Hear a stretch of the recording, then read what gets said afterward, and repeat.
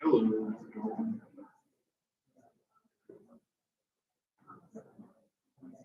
No, Jesus. I think it's good. I don't know about you. Never good times. Good. Do my job then. You can read my mind. Still. Yeah.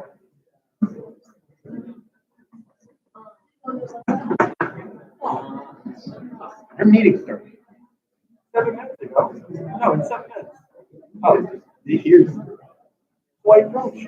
I didn't throw anything. Oh, how many yours? Like, 0. His mom. What is an owl? No, that's what I was doing last week. Have a talking to my Yeah, my head is sitting on my lap.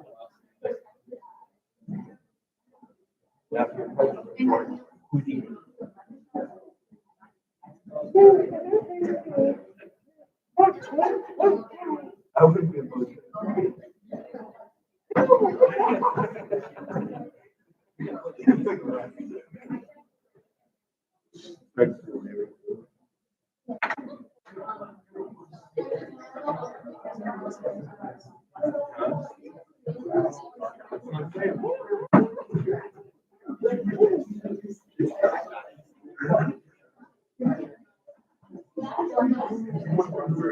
Wednesday.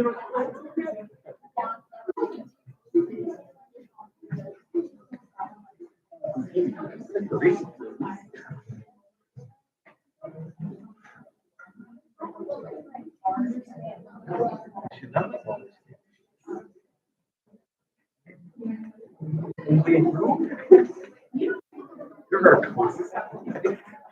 Why is what you do? What do you mean they'll never see?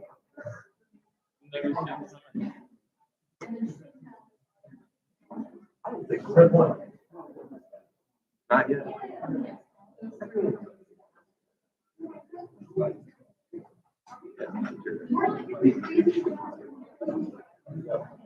Oh, 4 minutes.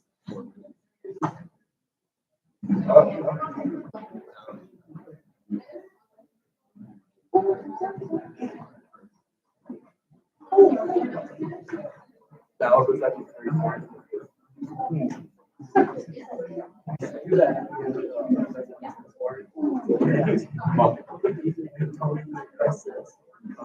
Okay, I just freaked out.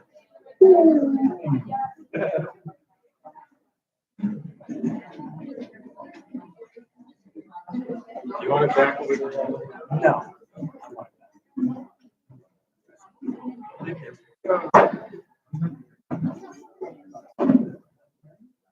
Wait a little bit. Are you sitting there? Okay, you'll be good, right?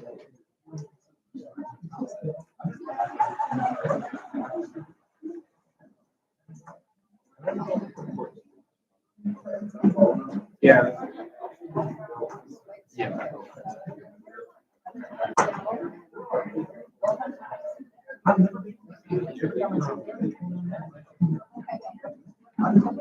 You can sit like right behind you.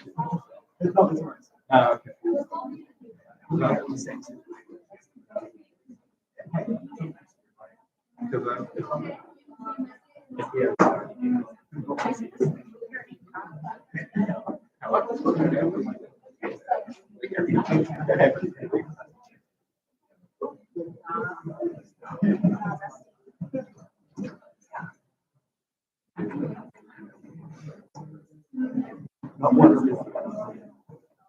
Hey, that's good.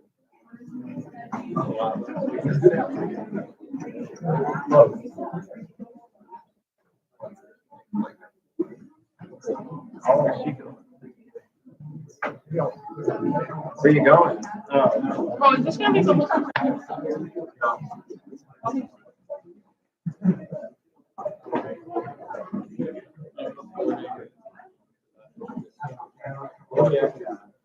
Yeah, we're not recording. We're not recording.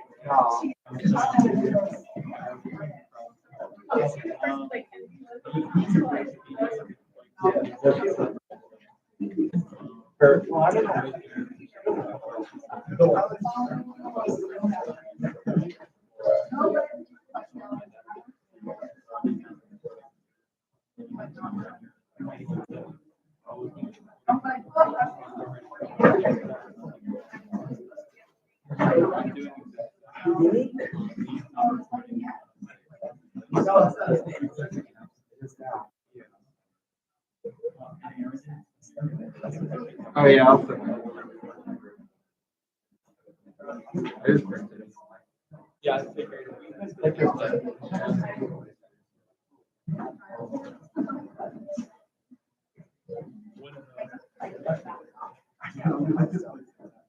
Oh, yeah.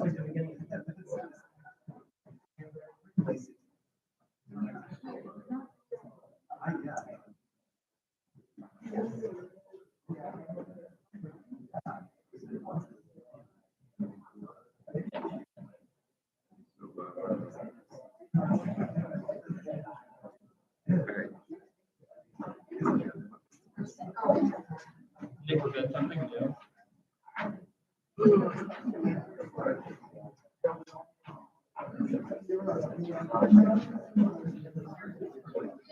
You do need more clothes. Yeah. No, but you're right.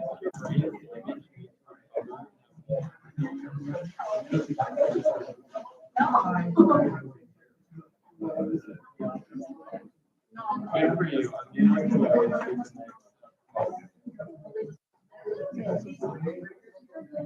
looking forward to it. We're gonna get started. Yeah. Oh, I don't think we can. Oh, yes, you're good. All right. Awesome.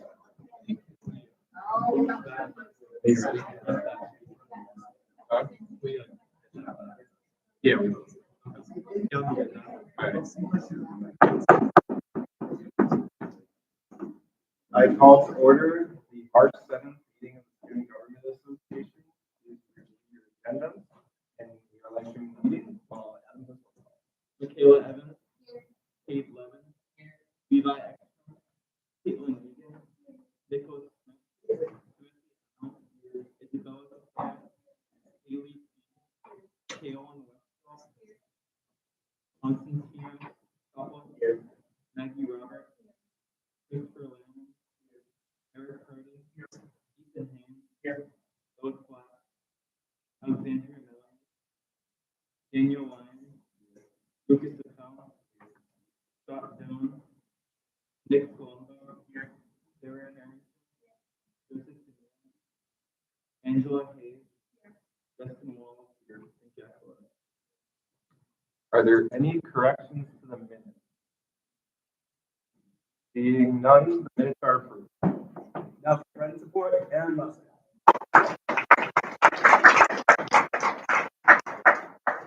Hi, everyone.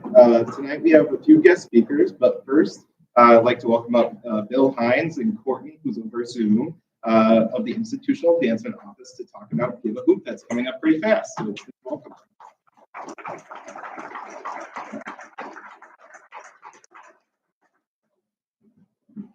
For for those who may not remember me, we were here back a few months ago, so I want to thank you for having us back again. I'm here to talk about Give a Hoot, and I'm just going to show you some things that are happening on the website right now with that. But I just want to thank you for having us back and being willing participants in some of the fundraising efforts that we have going on here. As some of you know, we're currently involved with the class of 2023 to create a class gift that will go to a project here on campus. And then we're also working with Dan Courier as well on a note cardathon this week that will also help support Give a Hoot. So, but I just wanted to kind of thank you all for doing that for us. It means a lot to kind of have everybody actively involved in the things that we're trying to do here on campus. That's what goes into this for the students here. So I'm going to turn it over to Courtney, who has a couple things for you. Feel free to ask any questions. Thanks, Bill. I was going to recommend access to this if possible. I can really send a little bit. Yes. How do I? Make codes. Yeah. There you go. Are you able to now? Oh, perfect. Yeah.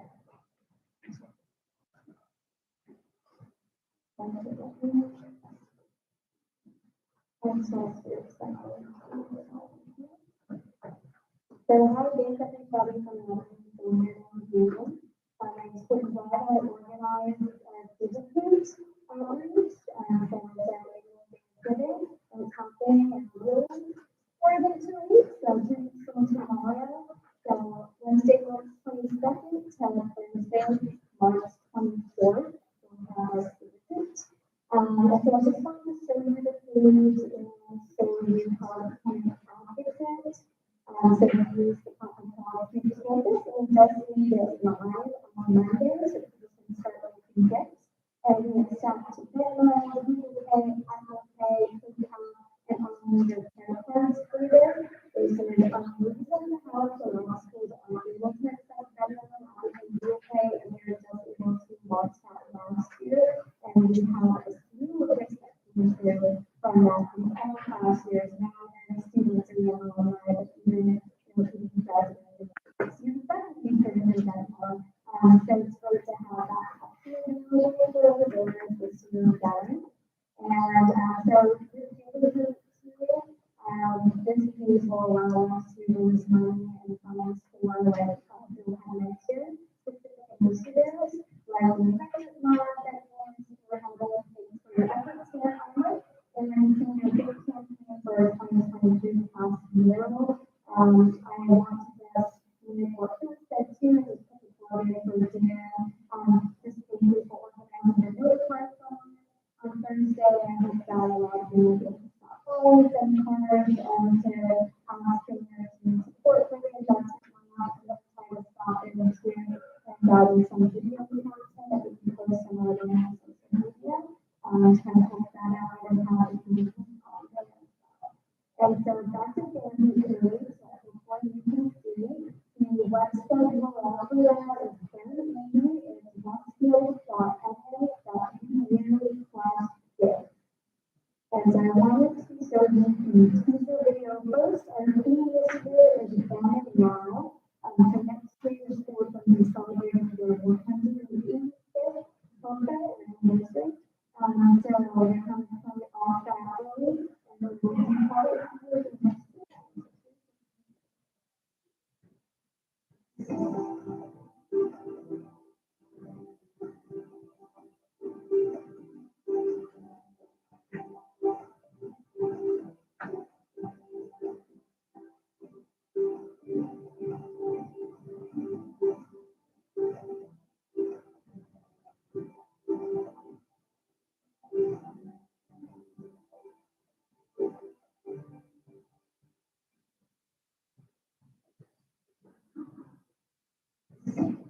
And for the scroll through quickly, that we have 16 days of goals, 250 days. And we're probably this is like millions of supplements, so athletics, academics, student emergency programs, and scholarships, and kids, we have content in it, girls and efforts. We'll have Matthew and Kelly.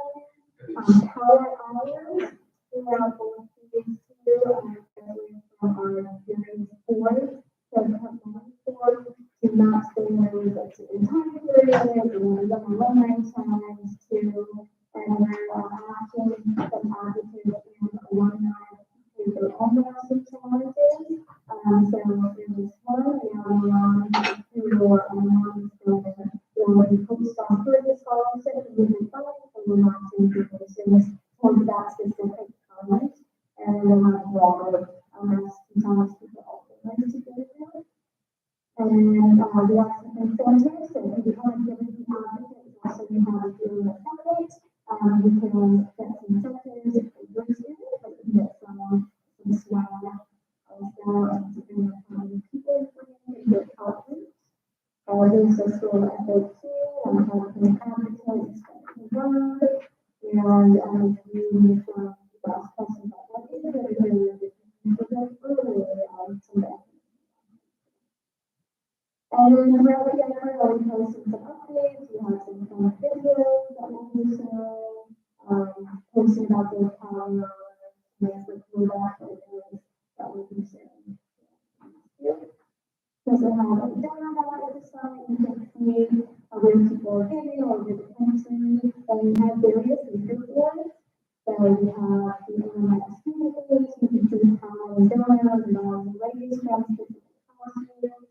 And also see the date delineation for the two of our university lab. And the 1969 house article on Ohio Girls is going to do times against as well. But if you have questions on that, or if you have more information on that, you can do it. And then focusing on athletics, it speaks for us to have over 100 girls to tell about last year, as we want to highlight teams that people can go to. And the further field is the specific academic department, so if somebody would like to go to the English department or theater arts, they can go to those specific. And you can check out our page over here, and you can see there, so we can hit the athletes. And scroll back out closer, you need to kind of advocate. All you have to do is go to the SEO and use /quiz to go to February 2023. Click the login is on the top right. And then you can log in the code and just the email. And then to log in, you go to here, and you can click you can give them all information in there, or you can share them with the social media accounts, LinkedIn, you can copy it and link it. So that's new to you in your pocket. You can track how many dollars and donors have been brought in the UK, and you can celebrate that and do the type of comparison. And use that way, you can send it back into, oh, you've brought 5 donors, kind of just to know that to your communities. So we're very excited for the peer review and hopefully how it will test with that. Please follow along on our account. We will be in the DC those days, so I'm going to know from yesterday, we're going to know the innovation now, the tour page is page. So please stop by here, we're going to know about the video, getting a card, and that's similar to students for the cards, as well as in the raffle. And throughout that too, also good for video, there's some good campaign, and also some good sense for the past year, and then to please go to the spot for the next fall, and that's when we're not going to be else. So we're hoping to hopefully get a post from the senior class because we increase their understanding. So we hope we can stop on the people page and help spread the word of your community. That's for the investment lab or specific area that you want on campus, or asking your friends and family to do that at the end of the day. And then we'll have a report about becoming an advocate. We have a webinar on Tuesday the 14th that we can share the link that we Are there any comments, questions, or concerns?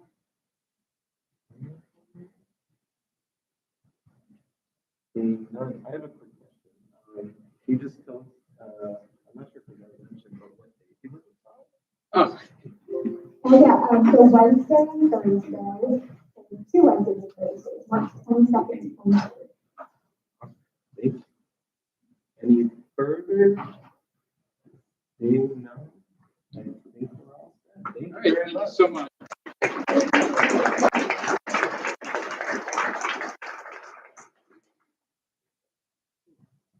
All right, and then our next guest speaker, I want to welcome Shannon Green, Associate Dean, to talk about the Student Threat Assessment Team.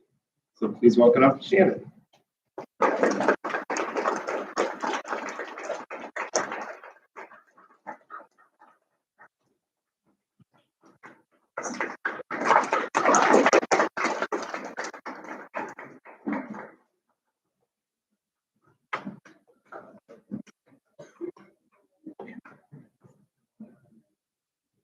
Alan's timing here, 14 minutes. And you told me 13, and really Maggie has 13. So I So we looked can to do the 6 space. together? No. So we're going to go through the student threat assessment pieces, and then we also have a piece at the end to talk about emergency response and emergency preparedness. It's different from STEM. We've noticed that on campus there's some confusion with that, so we want to kind of just give you some education, access to resources, and then hopefully have access to some questions. Okay? Hello. So you all may know more about this than I did when I was in your seat, when I was in college. When I was in elementary school, I'm so old that we had to prepare for nuclear war. So we would have these drills of if there's nuclear war.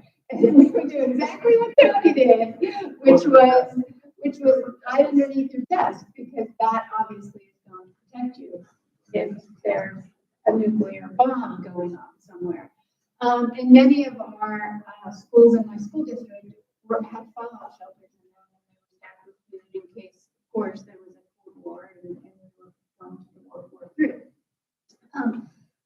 That seems to have passed a little bit now, and now all we talk about is student threat assessment. So you have probably done drills in your high school and maybe even in your elementary school, that if there's an active shooter that comes running into your building, what you should do, right? Has anybody done those? Yep. So student threat assessment is a college campus's response to that. Now, there obviously is a very active phase that happens, right? And I think public safety does a run, fight, hide, run, hide, fight activity, of which, if you have not been through that at Westfield, be on the lookout or ask public safety to come and do that program with your clubs and organizations or on your floors or with SGA, because it's always important to understand how this university responds to that and that sort of thing. So Shannon and I are going to talk a little bit about this. So a student threat assessment is when there is,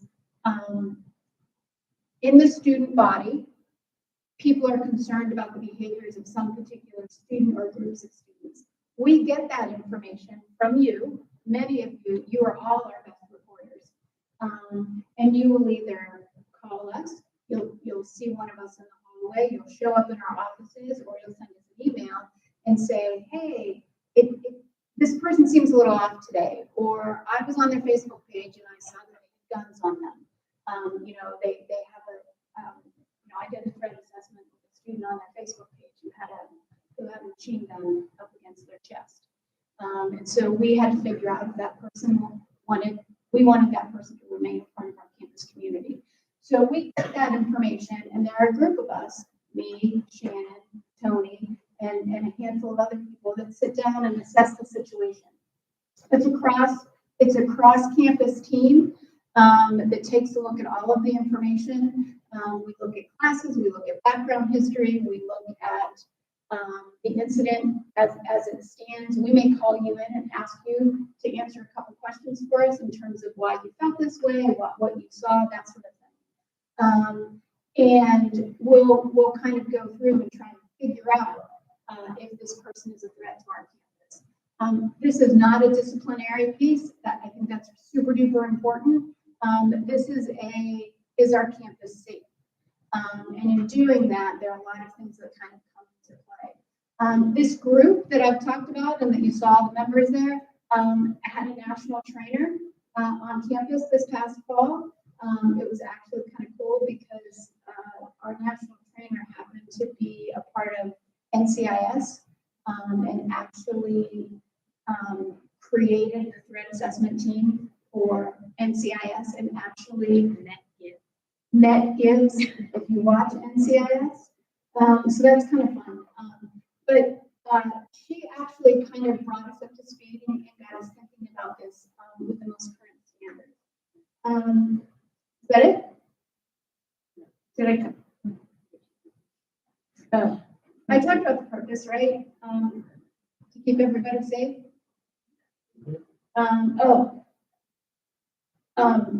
What are some things, you obviously can see this a little bit, but what are some things that you might see in the campus community that you might say this is concerning?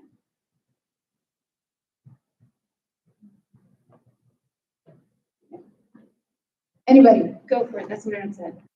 What's concerning? Yes, self-harm, that's a big one, that occasionally happens here.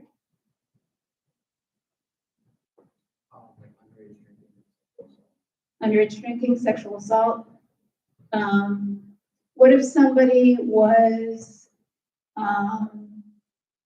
had locked himself in this room on purpose?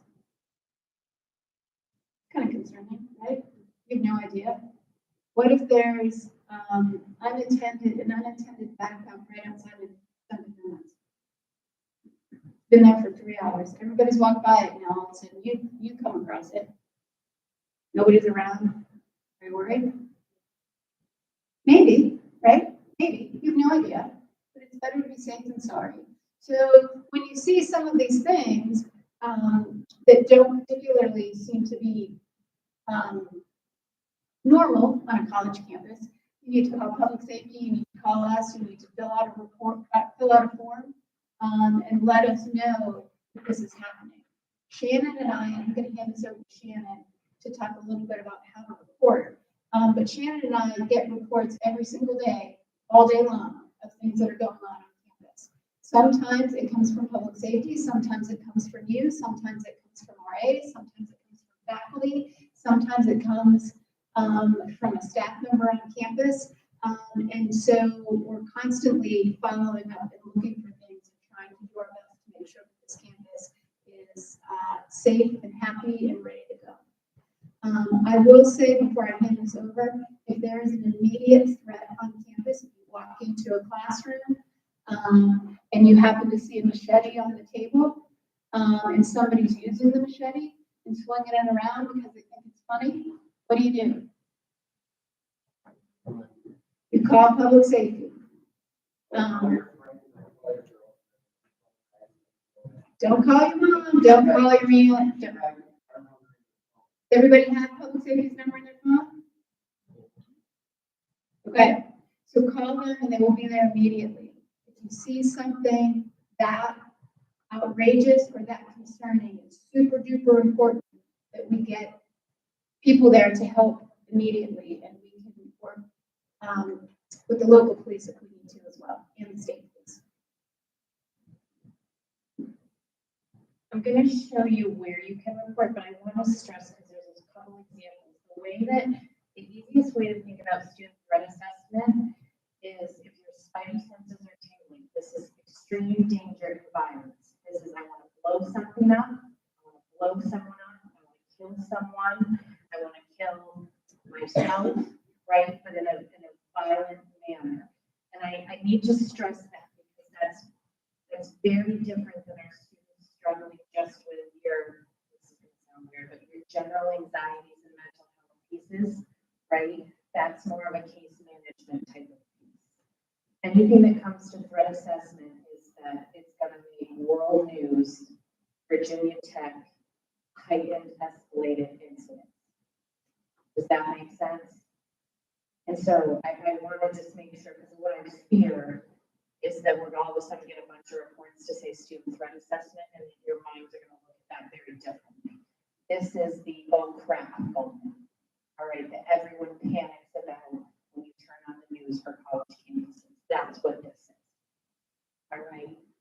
So some of those things come through in writings classrooms where students talk and say they have these plans and they have all sorts of things, those are the type of pieces, right? That might not be that I had a really bad day today, I'm anxious, and I just can't do it anymore, right? That's gonna look a little differently, and that's gonna come into the case management role versus the, I'm gonna blow up the institution mode. Does that help clarify that a little bit? Okay. All right, so I think we've talked to you about this a little bit before, the how to submit a report. You go to the westfield.ma.edu/submit a report, one word. All right, it's gonna bring you to this page, and you're gonna fill out what says the general reporting form. All right, that's gonna bring you then to what this looks like, and you're gonna fill in as much information as you can. Your name, your position or title of your student, cell phone, email, any information that you have about the person that you're concerned about, and then a brief narrative of what happened, right, or that you've witnessed. So you could say, you know, I have been hanging out with Nick lately, Nick, I love him. But, you know, Nick has talked about, you know, putting Matt's head, you know, into the refrigerator, and he's talked negatively about that, and has had all these visions and things about him. I have to take it there, because I need you to understand visually what we're talking about, right? So those things, and it's escalating, it's getting repeated worse and worse, and then Nick comes in and says, you know what, on Tuesday, February 17th, I'm going to do this to Matt. All right, so that escalates it even more, and that means one of these is necessary, or Tony's necessary. Make sense?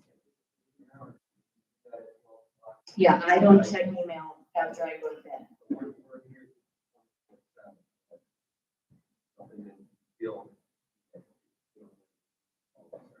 And you're not faulted if you call and we assess it and say, okay, that's not, that can wait till the morning, that's okay.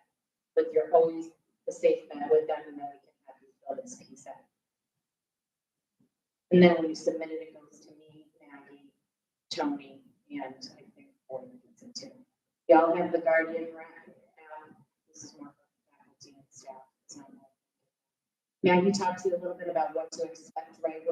We're all going to gather as a team. We're going to assess initial information to determine what are our next steps. We have a rubric that we have to use that's basically Sigma, which is that nationally trained threat assessment. The ladies that we had that lady from NCIS that we were also trained by the founder of the threat assessment.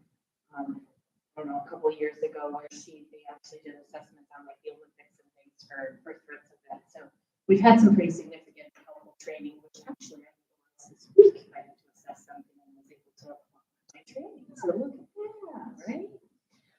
But you may be asked to come in and answer some questions for us. And again, not because you're in trouble, but because we need to have as much information and specifics for us to make the next decision, again, to determine safety for you as individuals and the campus as a whole and the surrounding community. Okay? Questions on student threat assessment?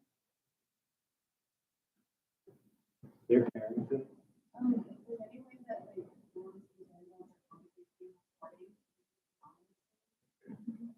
Oh, yeah, absolutely.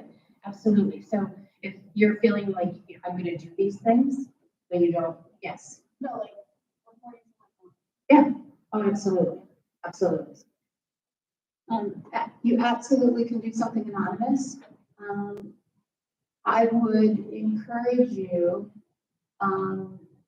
to try and give us some sort of way to contact you.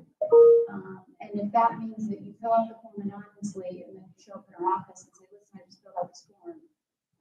Because oftentimes what happens is those forms are lacking information that the team is looking for. So we can only go by what we have in front of us if we don't have somebody to interview and ask questions of. So if you're uncomfortable, make it anonymous, but walk into public safety, walk into our office and say, listen, I just filled out this form. I don't want to be associated with it. But if you need anything else, this is who I am. Yeah, we're not going to go to the person and say, so it's right, wrote it. Won't do that. Okay. Other questions for that? Chris. Chris? I did want to ask, because I know we're all mandated reporters in here, but how can the average student, a concern comes up, how can they report it and know that they're not going to fear retaliation? How do you want us to go about advocating for students to speak up? Same way, right? The same way that you are. So if it's an immediate concern, you're gonna do public safety. If not, you're gonna sit them to that, submit a report. Okay? Just tell it, I'd rather you say something than something better happen to you. Right? Retaliation, in that sense, for the threat assessment, there's a whole, like, that's more of a team piece. The retaliation piece really doesn't come into play in that, because there's different standards and expectations and guidelines we have versus you just reporting a student for being noisy next door to you, and then I'm gonna be noisy next to you again, right? It's a very different level of scenario of how we protect you and other student members. Okay. All right, and Tom isn't here, but we usually would do an emergency preparedness and response presentation too, and this one's even quicker. So you probably all just got an email, I think, that we're gonna have a drill on March 21st. It's gonna be a shelter in place. And so emergency response and preparedness is basically how the institution responds to any type of emergency, right? To a fire, to an active shooter, to a suspicious person, to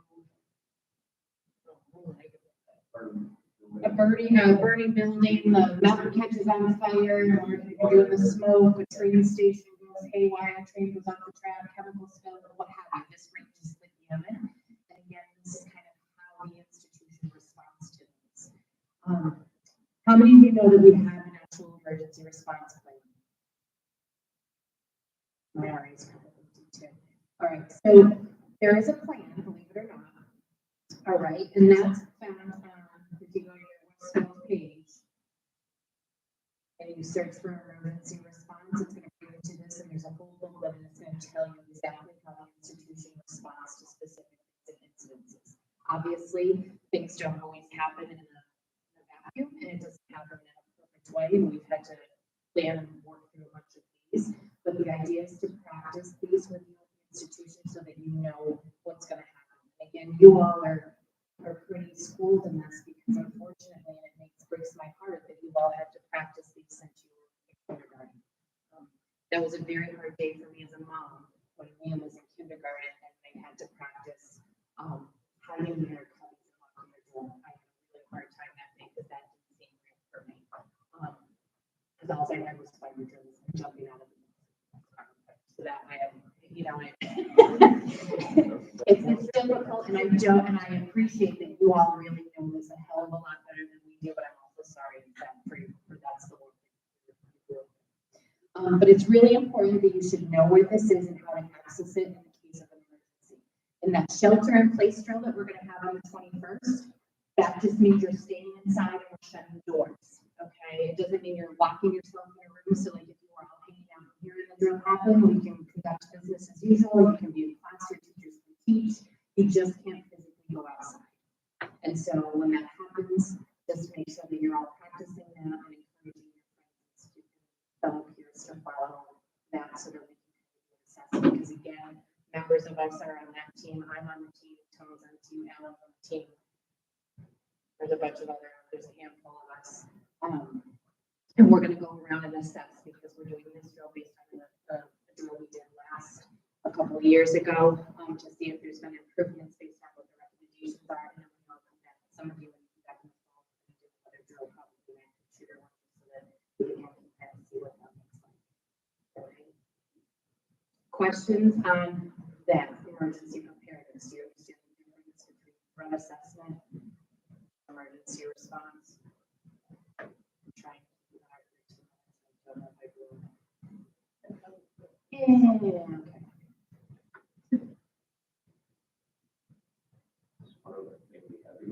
oh yeah. We try to walk by the 100 plants throughout campus. So these are all around. It's a good reference.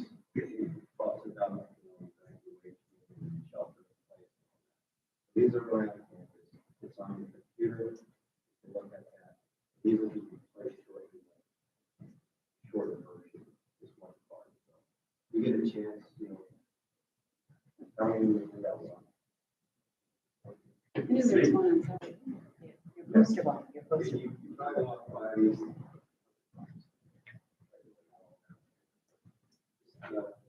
Take a peek at that. And it's- 21st.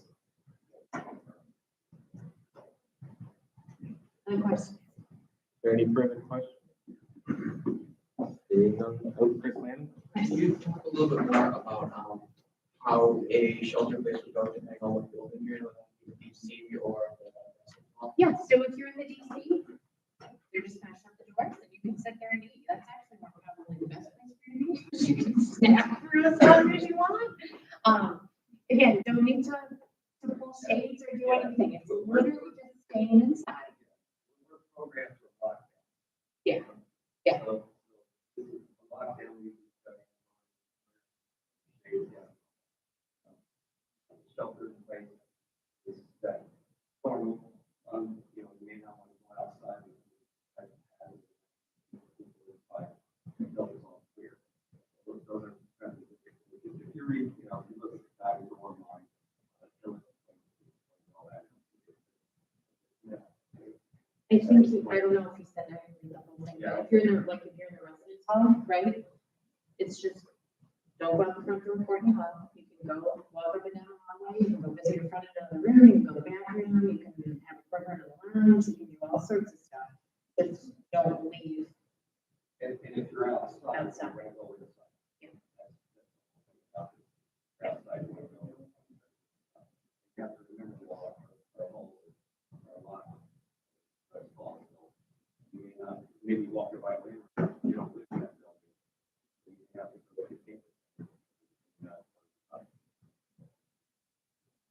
I don't know what time, I don't think he said what time it was gonna happen.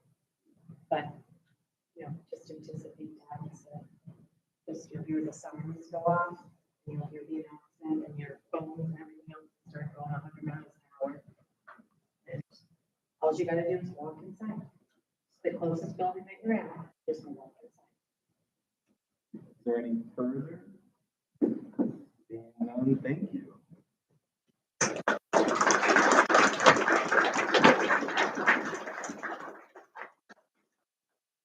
All right. I only have a few updates this week. Dan, Jack, and I met with the Innovation Fund team to discuss the space for a commuter lounge on campus. As of right now, it's looking like it will be in the Owl Cafe area, kind of diagonally from where they make the coffee. So if you walk in the door from like the interfaith area, it's going to be right on the right there. And the plan is to put up some walling to try to make it more space for commuters. We'll be meeting with Maureen Soha, who's in facilities, to discuss renovations to the area to ensure that it'll be good for student space, but it seems like it won't be completed until the fall. So it's going to take a little while, but it's coming. Rather than that, Chloe and I met with President Thompson. She's unfortunately not here. She has a NECHI meeting for trustees. But we met with President Thompson on Friday, where we discussed a few different items, including the next renovation of a space on campus. She's currently between Dower and Bates for the next space.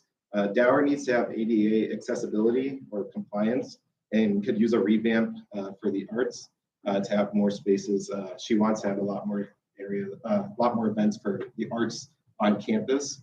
And then Bates is really overdue for a facelift, and the planning of the space doesn't make a lot of sense for those of you that are in Bates a lot. So that's also an area she's looking at. Personally, I think ADA is pretty important for Dower. I would really, if they could only do that and then do Bates, I thought that'd be great, but they only have so much money for it. And then we also asked for updates on families living on campus. However, she did not have any yet, but was meeting with them after our meeting. Other discussions we had included commencement, Owl Ball, the governor's budget for higher ed, and NECHI coming to campus. Next, the CGCE department on campus reached out to us and donated 50 tickets to Springfield Thunderbirds game. So we can use that for us and then other students. The date we picked was April 14th, which is a Friday night. So if you're interested, try to figure out if you can make it. And we'll be working out a way to get us to go there, probably by bus. By bus, it's not probably. And then we'll look to see what other students are interested in going. And then once again, please do the Healthy Mind survey that was sent to your email a little while ago. They really need the data for the JET Foundation, who's been helping our university with student and mental well-being. And then I want to thank those that came to the NETG Student Forum yesterday. Appreciate it. And we met with them earlier today, and they were very happy with the conversation they had yesterday. So yeah. And then obviously there's no meeting next week as it is spring break, and that's all I got. Any comments? Seeing none. Food Services Committee, Adam Carpenter.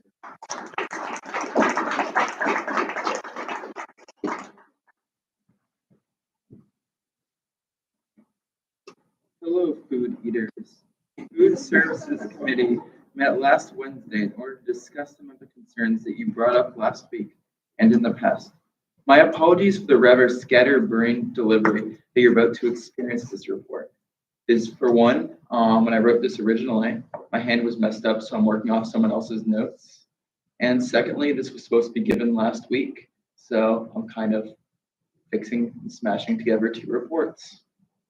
So yeah, you're not gonna really have my patented organized chaos that we're quickly becoming familiar with. The first thing is an update on late night and the rationale for the remontada to being on the Get app only for ordering, and that is to reduce theft and also to improve the student experience. I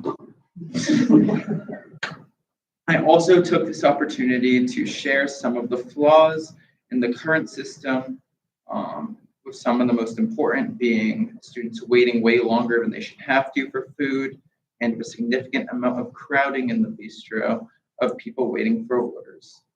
The other massive thing that I discussed was the menu needed to totally be accurate, with a specific emphasis on mashed potato bowls because they're seemingly never there when they're supposed to be. We also are looking into a lot of more options for healthy food in the DC for late night. Cold cuts in a deli-like style for late night are expected to be available as of Sunday, February 22nd. But I do not have the opportunity to confirm the validity of this statement still, despite the fact that it's now been 2 weeks. Where was I at? The whole model of late night is not running smoothly at the moment, which is a concern that was brought up with the additional caveat of students not feeling comfortable talking to supervisors about concerns with all the students that are around.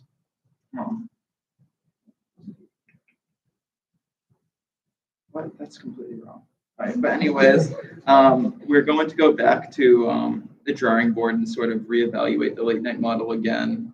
It probably isn't changing immediately, but if you have any other opportunities or issues that have come up in the time between, I'd be totally psyched to hear them.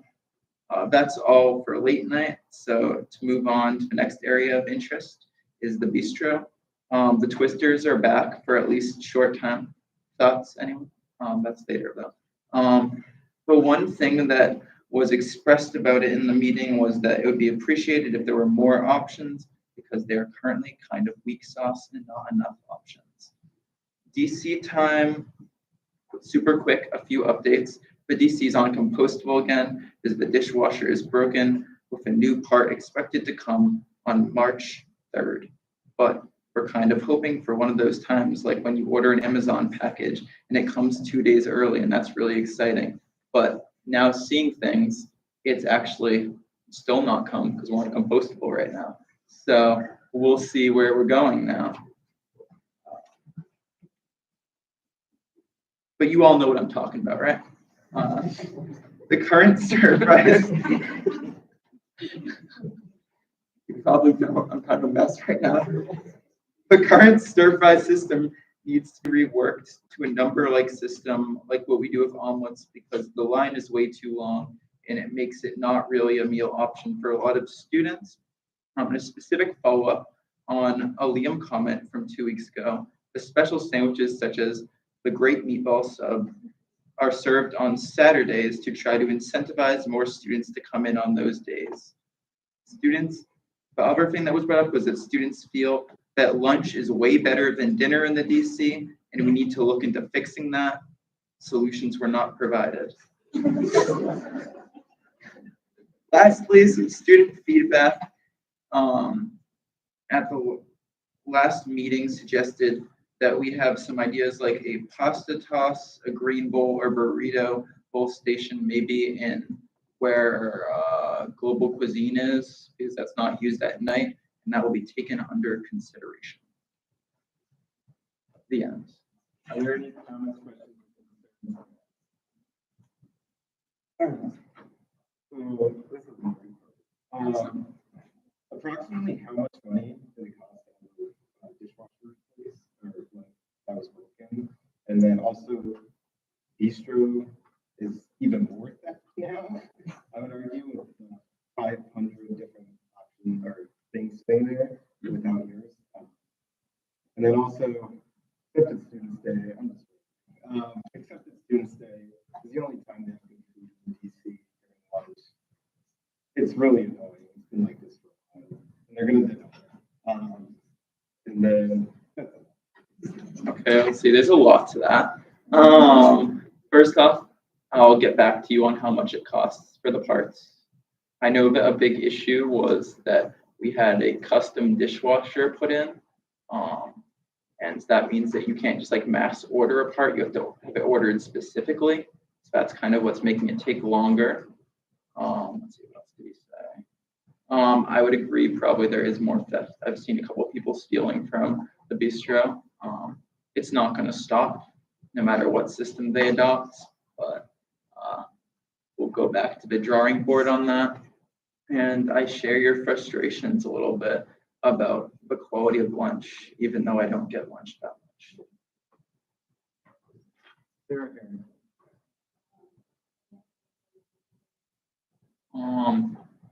This is once again not really what you want to hear, but we are waiting on the first shipment of like the food to come essentially, and that is 2 days from then is when it can open.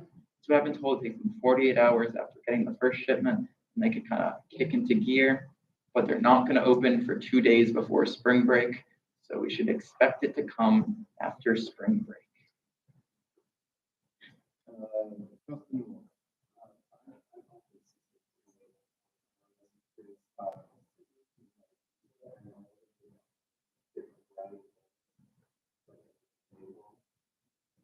So what's happening for the bowls specifically, I'll start there, is that we're having the mashed potato bowls are going to be there every week, and then weekly there will be a rotational bowl that will stay for the week, and then it will come and switch out every week.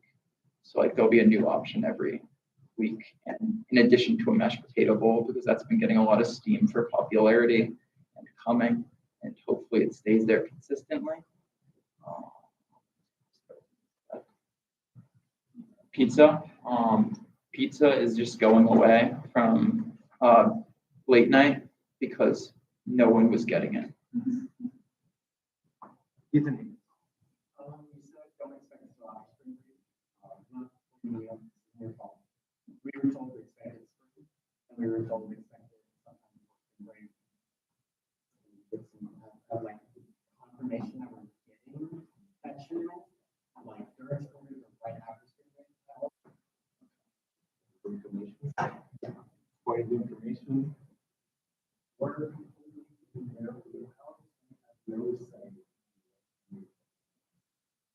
Yeah, kind of building off of what Tim's now just shared. We've been told the same thing that I've told you throughout the entirety of the semester. So like, I'm getting frustrated at this point. I don't even like sushi. I don't care about that, but I'm getting very frustrated being told that it's coming. We're kind of just at the I don't know, at like the whim of the people that are coming in at this point. So I will say dining is equally frustrated. Chris. Hi, Adam. I was gonna also ask what Sarah asked, but I guess thank you to her for asking that because I know we talked about the bistro being, it being like the student experience is trying to get better. It's not because getting it on the Get app and waiting in line with 30 people, right, crowded around that bookshelf with the orders, like it's not working and there's theft everywhere. Like we obviously can't prevent theft, it's gonna happen. But I think going back to, ordering in person face to face is something we have to do, especially if you can't use a meal swipe, because that's such, from what I hear from all the people I've talked to, like no one likes that. It's really not something that's benefiting anyone in any shape or form. All right, I will bring it up at our next meeting, which is tomorrow. If anyone wants to show up and voice their complaints there as well, I would be openly inviting that. And I could say I agree with you. I would prefer it being ordering in person, but we only have so much sway over what happens sort of. And yeah.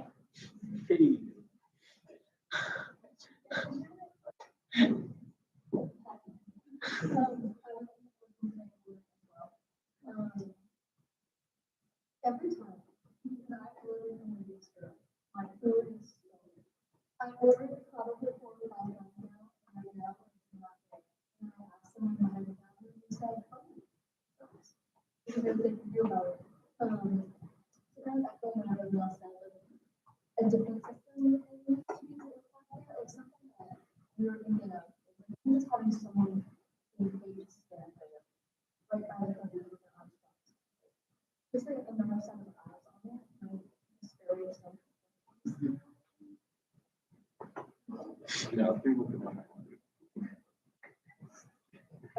Okay. Yeah. I'm happy to have some anecdotal evidence now for my complaints tomorrow. So thank you for that.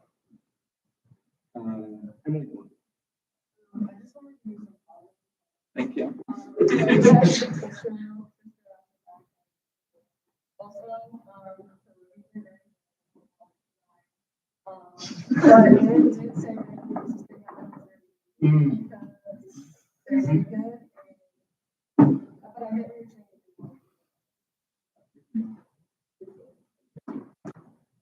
I see where you're coming from. I think it's important that we have the balance stricken, I guess, between getting people to come into the DC on the weekend and having all the good food on the weekends.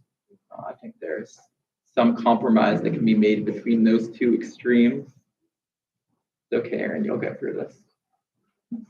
Unless, I just think it's very, like, this disingenuous to have a good food on. Commuters aren't good. Like, commuters I don't have a meal plan, I've never had a meal plan since freshman year. And like, commuters have a very poor time. And by putting like the meals that they're giving on the weekends, like, the commuters that are like kind of been screwed on these meal plans are like getting nothing. It's really annoying. I understand your frustrations here. I'll try my best. Maybe a situation of this is me. This is where the issue is. It's a little above my head. For those of you who understand that. Just that.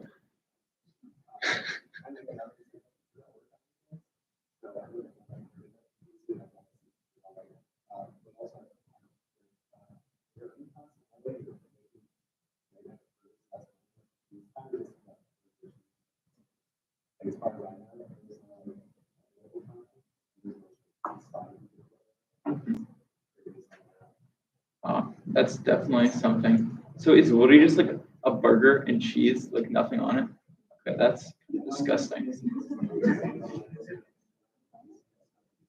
Yeah.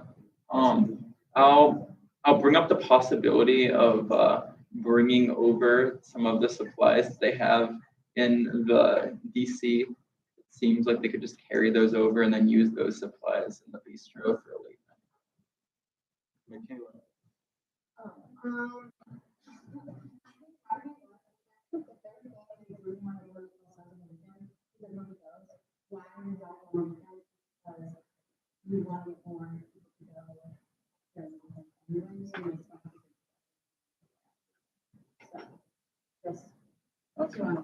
Some food for thought here. Yes. Okay. No pun intended. Liam Carr. I think it's ridiculous that they can't do mashed potatoes in the DC because they're too expensive when they literally have a baked potato lager every night. I'll say I have brought up mashed potato bowls in the DC 3 times now. 3 times if I've been told it's too expensive. So I think, yeah, I get what you're saying with your aggressive gestures over here. Nick Smith.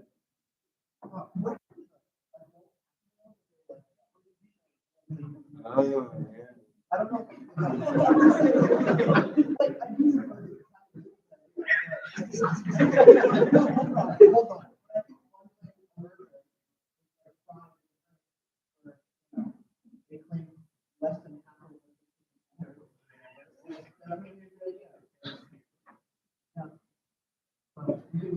Okay, I'll check in on the adult Happy Meals. There's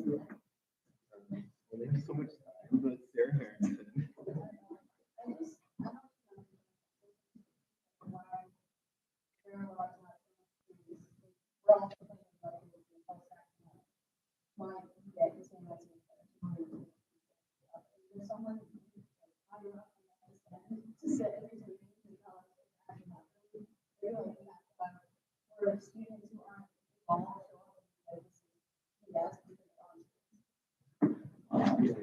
I'm gonna go with, I'd recommend you get any students you can to come to food services.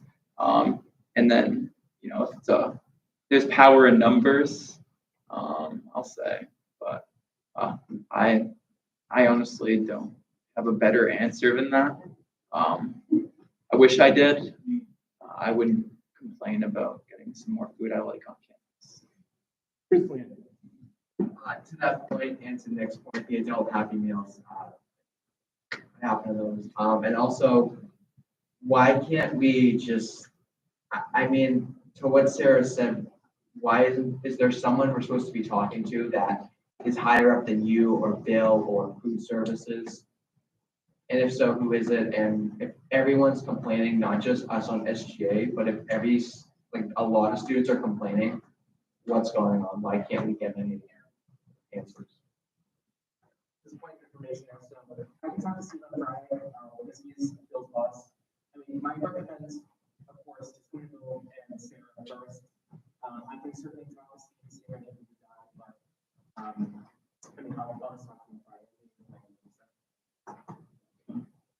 Yeah, well, I'll say in terms of dining directly, Bill's your best top dog, I guess. But like having students like actually go, because their offices are open, like you can go and say something to them whenever. So like just having more of an instant response, I guess, is something that I think is very important. Like not waiting and having it marinate for like 3 days and then saying something, or like, wow, this is a great forum. If there's 40 complaints at food services, they're like just feasibly not going to be able to do all of those in a week. That's not possible. But I think just spreading out issues that you have and addressing them as they arise is probably our best strategy moving forward.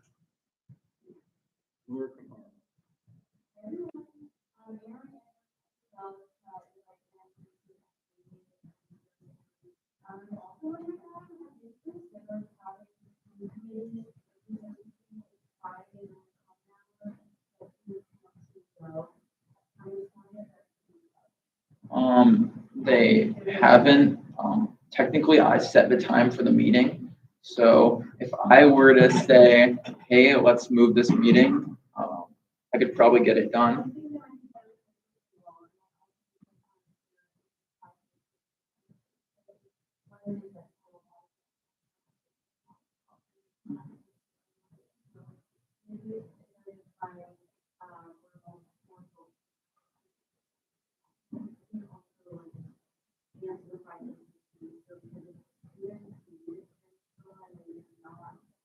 You do.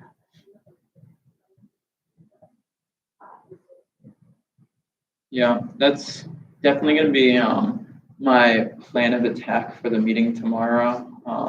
We'll be emphasizing the stealing of food happening anyways and it not being replaced. Because from my point of view, I understand losing food, but I also understand students not eating, and that is not what dining service is supposed to be there for.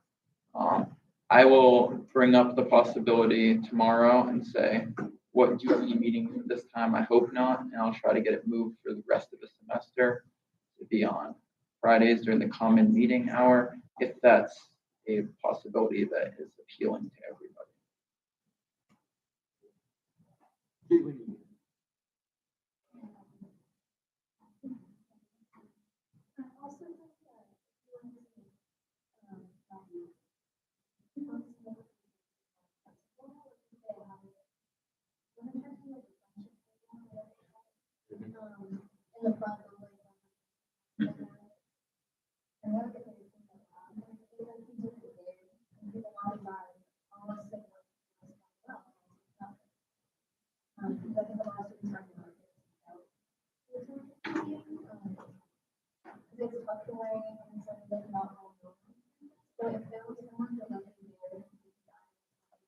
Mhm.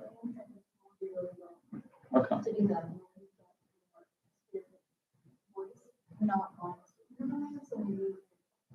Yeah. I'll say we do have it like right as you come into the DC. We have it like right there is where we meet. Yeah. But the other thing, yeah, we can talk about getting someone. My current system is if I see anyone that I even remotely recognize, I yell at them to come over. Chris was the victim of that 2 weeks ago, where I at least saw him from across the DC and yelled, "Chris, come over here." Kind of put him on the spot, but I have started to make a habit of doing that. So I think maybe a more organized method of that would be a good step. Student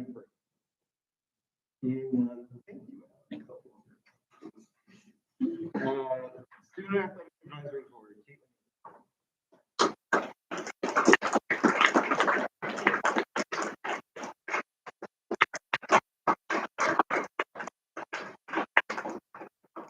Hi everyone. I hope you're all doing well. I wanted to quickly come up tonight to tell you that I'm the new student council representative. And then I have some notes from Marley, our assistant athletics director. She's hoping to work with us to foster a greater connection between athletics and student government in order to enhance the student experience at Westfield State. The biggest concern she has for us right now is what we can do to get more attendance at games. She's noticed that like the walk from Western Ave, down on Western Ave to the Woodward Center seems very long to students, and it sort of discourages them from coming. So if we could think of like to incentivize the games to get more students cheering them on. So if you have any ideas, please let me know. She also wanted me to mention that D3 week begins on April 10th. If any club or organization wants to participate or partner to make this week well advertised and successful. Also, if you would like to promote something that your club or organization is doing before a game, it doesn't have to be related to athletics. She'd be happy to set this up as long as you give her adequate notice.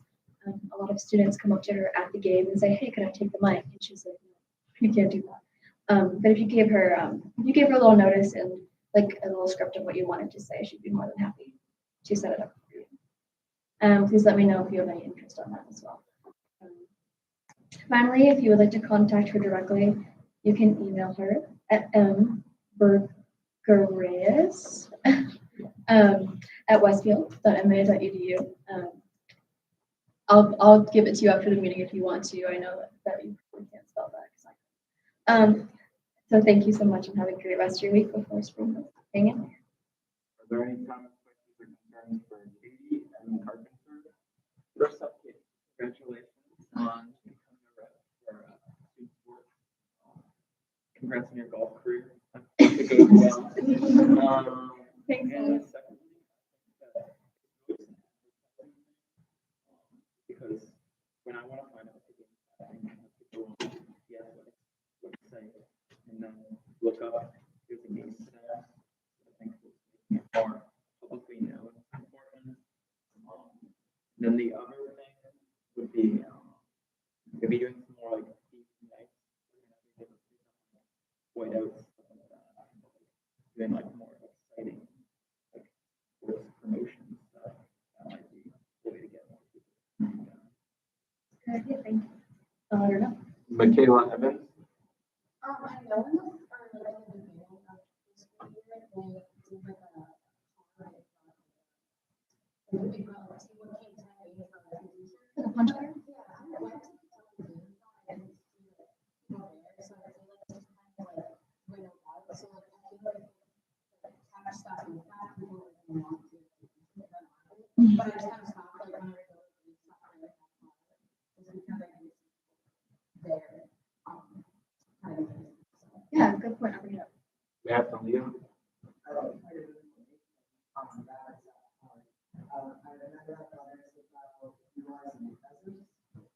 They just are, very busy people on meetings and whatnot. So we are going to be on the meetings, and there are loyalty programs and being experienced on so they get to do science. That is where it's like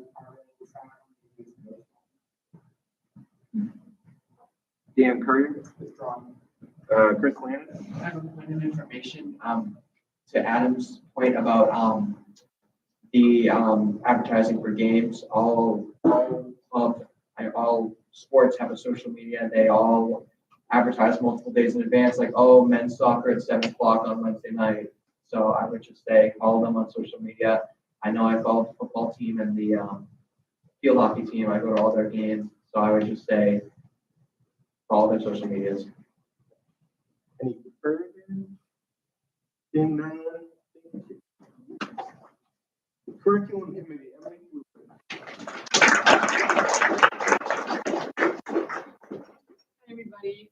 UCC met last Friday. We had a discussion about SCORE, the committee that's charged with reforming the Gen Ed program. We decided to, we want UCC and SCORE to be able to collaborate as more progress is made on the new Gen Ed. So we voted to form a working group with a handful of members from each group to allow the two to collaborate, especially in the coming semesters when new courses or existing courses are going to be going through governance to be put in the Gen Ed program. We also approved the changing of a geography regional planning site planning studio course from 3 to 4 credits, because it's kind of like a lab type of course. And then we approved 2 new psych courses, which are body image disorders and mindfulness and Buddhist philosophy.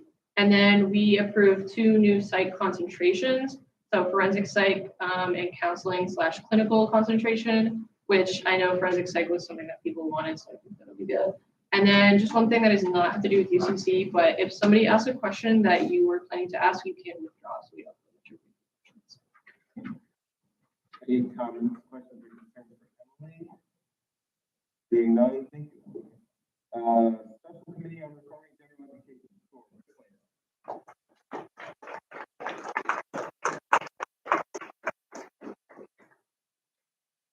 Good evening.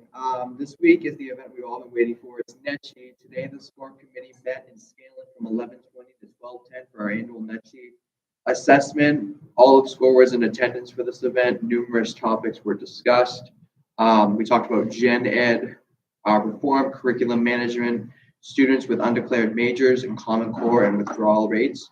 First off, we discussed how instituting the new Common Core would face its own set of challenges, considering this Common Core is for the fall of 2024. When the class of 2028 arrives on campus, we are pushing to get this to the registrar by December 2023 in hopes of rolling it out into the registration about a year from now. However, SCORE is not trying to rush this process, instead laying the foundation for progress for the incoming first-year classes in 2024 and beyond. One thing I did bring up was the fact that the Common Core offers about 230 classes that have all been taught since its introduction. However, only 100 or so of those classes are being offered during a particular semester, with classes such like Science for Future Presidents not being offered in about 2 years. We talked about how this current Common Core is misleading and frustrating some students because the offerings are always unavailable, and how we can prevent this from happening in the new Common Core. While reducing the number of courses offered to only include the ones that are actively being taught is key, we also want to give students a good selection of classes to choose from that will light their interest up.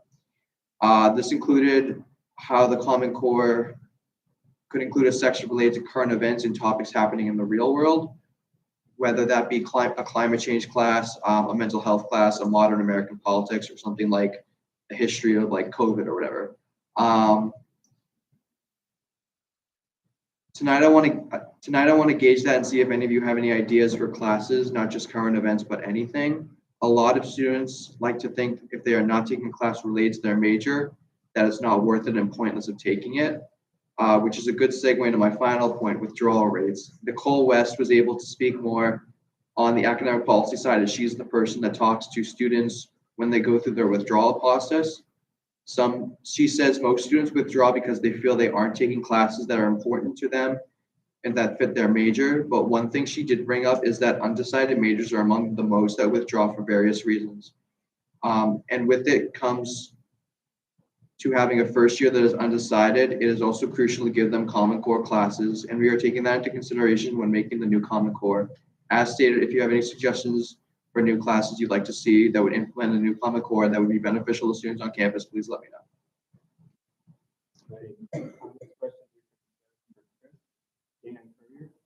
Hi, Chris. I would say definitely, I know you were doing some research and writing and critical thinking. I was a little bit discuss what their needs are in the workforce, financial analysis and stuff like that. A lot of the students, they honestly not write research. It's even component one, it's not. So whether it's a component one, it's not level writing course, with more research, more that's necessary, because honestly, it's not working. It needs to. That was something we did talk about about a month ago, was doing a level writing class, and I think we're gonna go through with that. I would say. Yeah, on classes, I would say like a lot of classes like theory. I'm a poli sci, so theory is a lot of what we learn, but like trying to make it more applicable to real world issues, because especially a lot of the theoretical like majors, we don't really have much applicability with a lot of what we're being taught unless we're shown it, and that's something I feel like a lot of those majors miss out on. So having classes that will show like the actual like work that you would be doing for a theoretical majors. Sarah Harrington.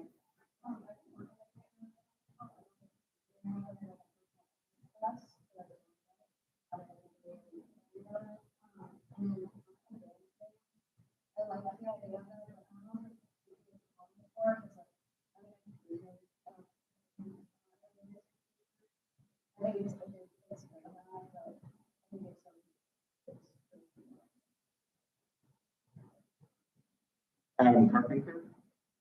Hey Chris, hello. With all due respect, I'm not going to take a class if it's not for like my major, or it's not anything that I comment for. I'm not going to risk going over like my credit limit where I'm paying extra per credit in order to just take up.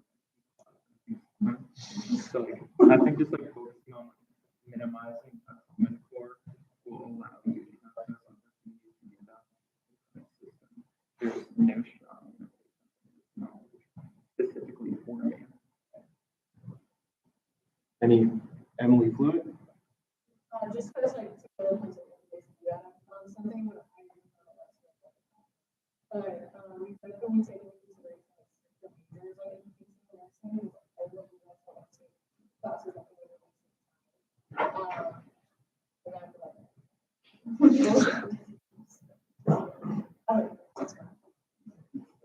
Chloe Samuel. I would love to see for that. And it's not creative.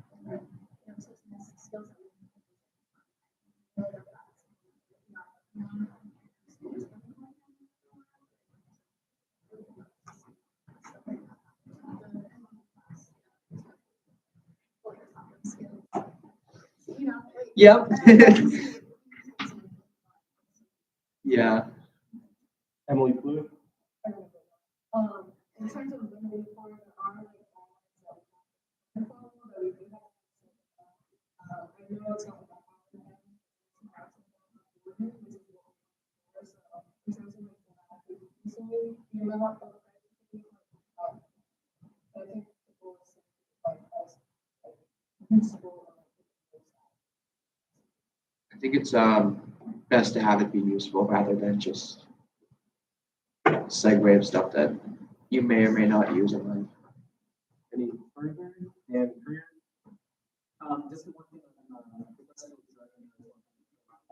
my one concern that consultation with student bears and salesmen, as I know other professors and people that have to navigate this, most of them have not been inside of this, honestly.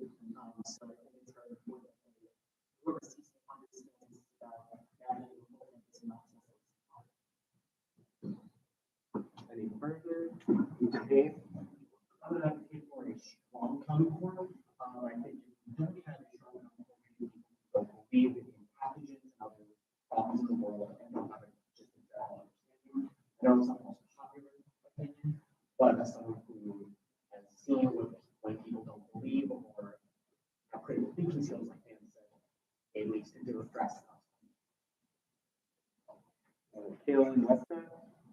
So one big thing for me is making sure that classes are being taught how they're being, okay, so personally, I have signed up for multiple classes where either halfway through the summer or during winter vacation, they go from an in-person class to being taught online, and nobody informs me until I'm looking at my classes, and I know this has happened for numerous other students, and we're all very frustrated with that, so making sure that students know when their classes are getting changed, whether it's because they don't have enough students for the in-person version or not. And then another thing is I've had issues where teachers are supposed to be teaching online classes, and on their registrar's office, it's described as an online, not online, in-person class, but then the professor decides to teach it online without telling anybody. I mean, specifically, I had withdrawn from the class like last spring, and then because of that exact same issue, and this fall, same professor, same issue, and I ended up having to go directly to the beginning of that school to get it changed. Because the professor didn't tell everybody, because they still thought that they could just switch it from being in person to online without notifying. I have heard that happen a couple times with particularly upperclassmen and higher level classes, but also even first years and sophomores. Any further? Anyone? Thank you. Vice President for Finance, Dan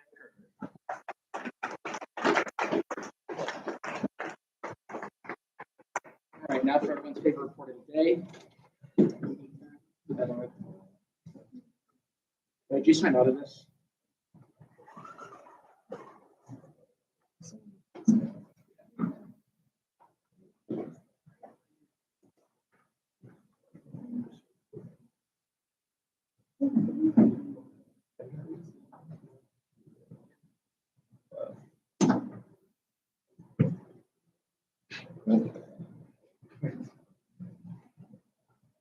That's my email. This is my password. Don't go into it, please. These are my emails.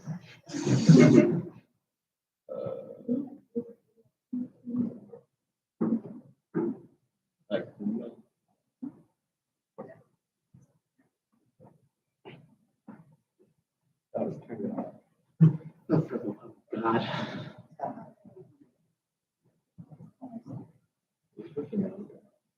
Yeah.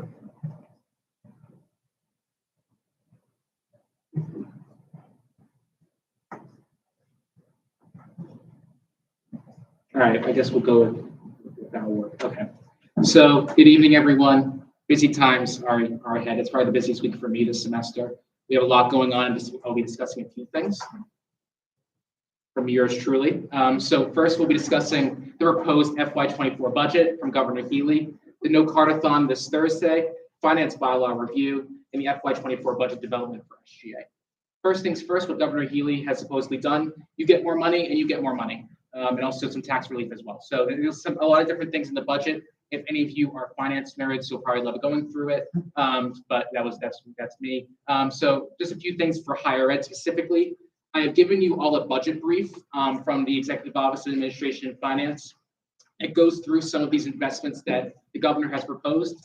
What's important to know with how the budget process works at the state level is that the governor proposes a budget at first, and that's what they want, but the House and the Senate of the Commonwealth can present something different. So the Senate President, as an example, wants to provide free community college to everyone. Governor Healy does not. She wants it to be capped or set at a minimum of age 25. So of course, there's going to be some differences they have to work out. But some of the things that Governor Healy has proposed, for in terms of investments in higher ed, $140 million over the next fiscal year for capital improvements. So that's that's a 100% increase. So it's doubling what they have provided on an annual basis. A $30 million student support services fund. So that really is like your tutoring, maybe the honors program, stuff like that to really engage students more on the campus. An $18 million DEI or Diversity, Equity, and Inclusion Initiatives Fund for all campuses. $4.4 million for mental health initiatives. A $93 million increase in financial aid with the Mass Grant Plus program. That's just under 100%, so it's nearly a doubling of that financial aid program. Additional $2 million for financial aid modernization system-wide. They want to create kind of a one-stop shop for financial aid statewide. There's a 3% increase in the state appropriation. Some ideas that were also floated around by Governor Healy and her team would be a tuition fee lock by class level. So you would enter as a first-year student, let's say this fall, and your tuition fees will be the exact same every year with your class. Currently, it goes up every year. You're just within your cohort within every year that you're enrolled. Instead, you would be by cohort. It's a little different, a little confusing. So I just have to talk to you about that. And also Mass Reconnect, so that would be free community college students over the age of 25. No Cardathon. That's how I'm going to look on Friday if none of you show up to it. You need to show up. I'm telling you, you need to show up. So Thursday, March 9th, 2023, from basically dawn to dusk, I will be here writing to try to get 1,000 note cards to prospective donors for a new investments in data analytics lab. So this was floated by Associate Dean Morris and also from President Thompson to try to create a place on campus that could be used for our finance students, but really for any major. So whether if you're in like regional planning and you need to do some data analysis, that could be the space for you. So this is going to be more for really across the campus. They're currently looking at finding a location. Originally, it was going to be in the Science Center, but because of their expansion of the nursing program and the PA program, it's trying to be somewhere else. So they're looking at that. But we have a $25,000 goal that we're trying to reach, and these note cards could go a long way. We've already gotten a few pledges, which I'm really excited for, and hopefully we'll be getting a few more. But really, the small donors from alumni and from business professionals in the community is very important. So if you can help in any way, what you saw earlier from Bill and Courtney, getting the information out to your networks, to your friends, to your family, that's very important because if we can get well above the last year's total through this campaign, so please do so. So we need help writing note cards. There's these flyers around campus. We also received an email from me with a QR code. Please scan that QR code or the link, sign up for a time, or you can stay longer if you wish. You'll be helping to write note cards. We'll have a template for you, and you'll just handwrite that out. They'll be pre-labeled, and we'll just send them through the mail. We're trying to get to 1,000 note cards. I need someone to dress up in a Nestor costume at 12 o'clock, so if there's any volunteers.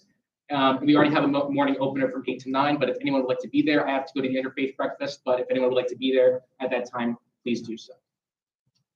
Next up, finance bylaw review. That's also how most of you would feel about the finance bylaws. I'm bringing it up once again this semester. So an email will be sent to all of you probably tomorrow about the finance bylaws. We have an up-to-date document comparing the old version and the new version. You'll be using the comments feature. I encourage you to, over spring break, if you can, review the finance bylaws, highlight anything that you may have questions about or have suggestions about, and we can review them when we come back. After spring break, I'm hoping to have a club and organization town hall really answer any questions. This does really affect them, so they need to at least have some say in it. Finance committee review and approval, then it goes on to rules and regs into SGA. So hopefully we have this all done by April. And finally, budget development. So but I've been really pushing for probably a month now, talking about budgets. Very important that we get at least some moving parts on that. Laura and I met this past week, and we're going to be creating a presence form for any standing allocations or line items each year. So really think about the Westfield Voice as an example. They have a website that they need to pay for every year. So they would request, okay, we want to have a standing allocation. So what would happen is they request that. After spring break, we come back. We find out, okay, which clubs are requesting those standing allocations. We'll have one-on-one meetings with their club leader and advisor, discuss their needs. One thing, of course, to note is that we need to make sure the numbers are accurate because, as you know, Westfield Voice, we are giving them $1,800. That is not how much we spent on the website. So we need to just make sure we're giving out the right amount of money as well. And of course, the club and organization town hall to ensure that they're at least engaged in the process as well. And then hopefully a preliminary budget will come forward. It's going to be basically bare bones. There's going to be some things that come up next year with various funds, like of course we had the Build a Nest fund this past year. So a lot of strategic priorities that will be determined in the fall, but in general, kind of the ideas that are put together, how much we're paying in compensation, how much we're giving to CAP, et cetera, that need to go out, we'll develop in the preliminary budget. And I'll open up to questions. Are there any comments? Seeing none, thank you. Vice President report of publicity, Elizabeth first.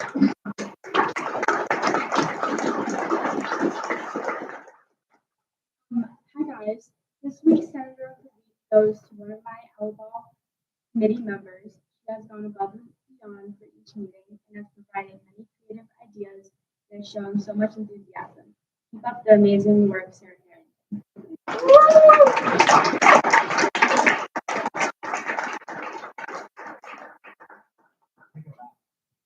Are there any comments, questions, or seeing none, thank you.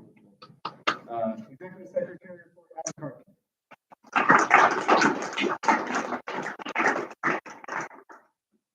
Hopefully this will be a much quicker report than my last one. I just had a couple things to update you on for the spring election. The first important date is that election papers will be made available on March 27th. The next date of importance is that election packets are due on April 7th with all signatures that are required for each position. Elections will take place virtually on April 18th and April 19th. And the final important date is that results are scheduled to be released by the 21st of April. It's important to note that these elections are for positions on class council, representatives at large, and the executive council. If you need further elaboration on any of this information, please come and see me during my office hours, which are always a jolly good time. Are there any comments? Yeah, I just want to encourage you guys, if you're interested in any exec position, ask me or any of the other exec members about the positions. And also try to get, reach out to your friends and see if they want to run the election. Thank you, Aaron. Any further? Seeing none, thank you. Is there any new business? Seeing none, announcements. Justin Wall.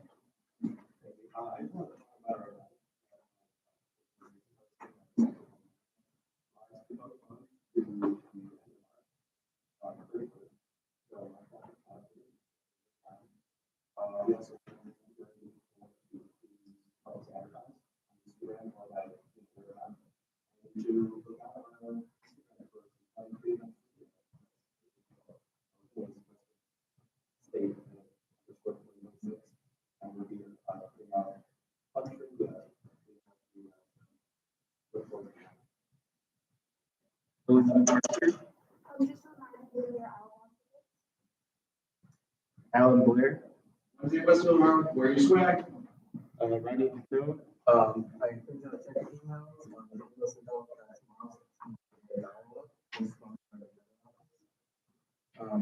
And Chris, that was up. Sorry. And Chris will stop by and session on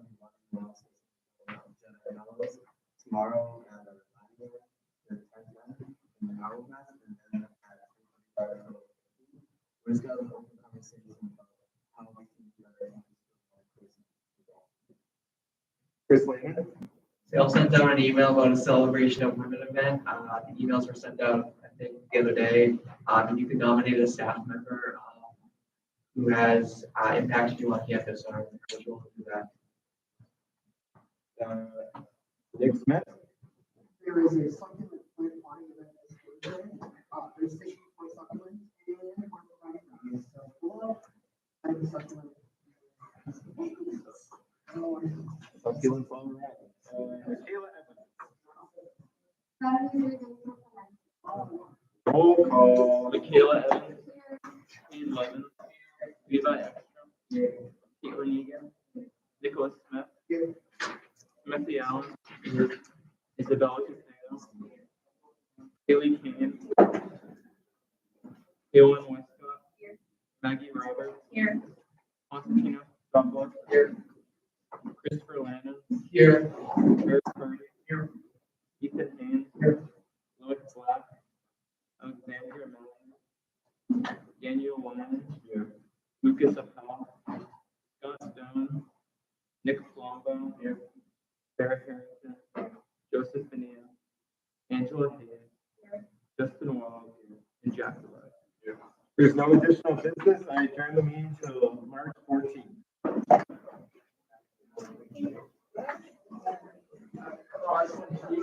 March 21st.